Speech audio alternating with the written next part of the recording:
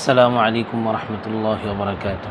الحمد لله رب العالمين والصلاة والسلام على سيدنا محمد وعلى آله وأصحابه أجمعين. أما بعد فقد قال الله تعالى: لن ينال الله لحومها ولا دماؤها ولكن يناله التقوى منكم.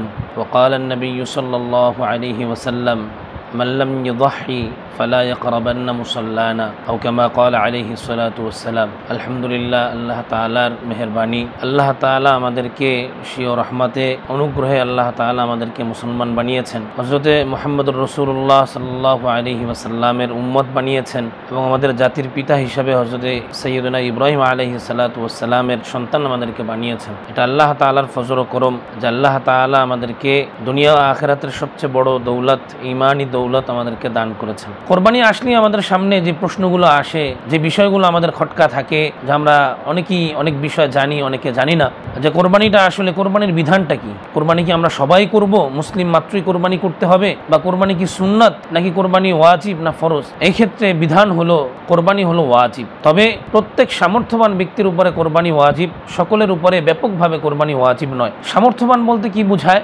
শরীয়তের দৃষ্টিতে সামর্থ্যবান বলতে শরীয়তের একটা মাপকাঠি নির্ধারিত আছে। আমরা যাকাতের ক্ষেত্রে আমরা নেসাব বলতে একটা শব্দ শুনেছি, যে জাকাত এই পরিমাণ নেসাবের মালিক যদি কোনো ব্যক্তি হয় তাহলে তার উপরে জাকাত ফরজ হয়। এই যে কথাটা এসেছে নেসাব, এটা মূলত শরীয়তের একটা মানদণ্ড, ব্যক্তিকে ধনী প্রমাণ করার জন্য, যে এই মানদণ্ডে যদি কোনো ব্যক্তি পৌঁছায় তাহলে ইসলামী শরীয়তের দৃষ্টিতে সে ধনী ব্যক্তি, সুতরাং তার উপরে জাকাত আসবে, তার উপরে সাদকাতুল ফিতির আসবে, তার উপরে কোরবানি আসবে। ধনী হওয়ার এটা হলো মানদণ্ড। সেই মানদণ্ডটা কি?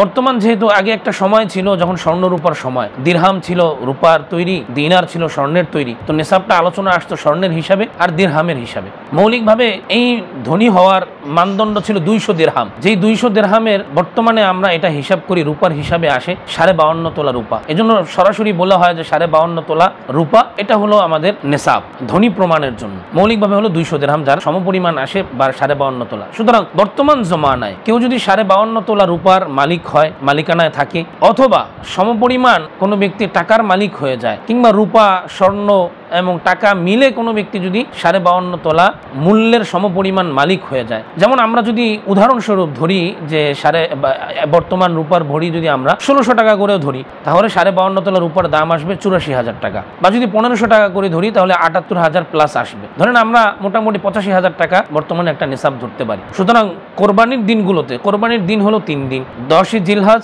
11ই জিলহজ, 12ই জিলহজ, এই 3 দিন হলো কোরবানির দিন। মানে 3 দিনের যে কোনো দিন ব্যক্তি কোরবানি করতে পারে। এই 3 দিনের মধ্যে যদি কোনো মুসলমান ব্যক্তি এই 52.5 তোলা রূপা কিংবা তার সমপরিমাণ টাকা বা সম্পদের মালিক থাকে, তাহলে তার উপরে কোরবানি করা ওয়াজিব। তবে সমপরিমাণ টাকা এবং সম্পদের ক্ষেত্রে আমাদের লক্ষণীয় বিষয় হলো যে কোন সম্পদটা আমার নেসাবের মধ্যে হিসাব হবে আর কোনটা হবে না। দেখা যায় আমার একটা বাড়ি আছে, আমি যেই বাড়িতে আমি বসবাস করি, আমার একটা হুন্ডা আছে কিংবা একটা গাড়ি আছে যেটাতে আমি নিয়মিত যাতায়াত করি, এগুলো কি আমার নেসাবের অন্তর্ভুক্ত হবে কিনা 52.5 তোলার? 52.5 তোলার মধ্যে বা এই নেসাব এর মধ্যে হিসাব হবে আমার নিত্য প্রয়োজনীয় সম্পদের অতিরিক্ত। নিত্য প্রয়োজন আমার থাকা, বসবাস, খাদ্য, এগুলো ছাড়া আমার অতিরিক্ত আমার যত সম্পদ আছে, কথার কথা আমার একটা গাড়ি আমার প্রয়োজন, সেখানে 2টা গাড়ি আছে, তো দ্বিতীয় গাড়িটা আমার নেসাবের মধ্যে হিসাব হবে। আমার একটা বাড়ি আমার থাকার জন্য প্রয়োজন, কিন্তু আমার আরো একটি বাড়ি আছে যেটা আমি ভাড়া দিয়ে রেখেছি, তো এটা আমার অতিরিক্ত সম্পদের মধ্যে হিসাব হবে। আমার নিজের থাকার জমি ছাড়াও আমার কিছু খেতি জমিন আছে, সেটা আমার অতিরিক্ত সম্পদ বলে প্রমাণিত হবে। সুতরাং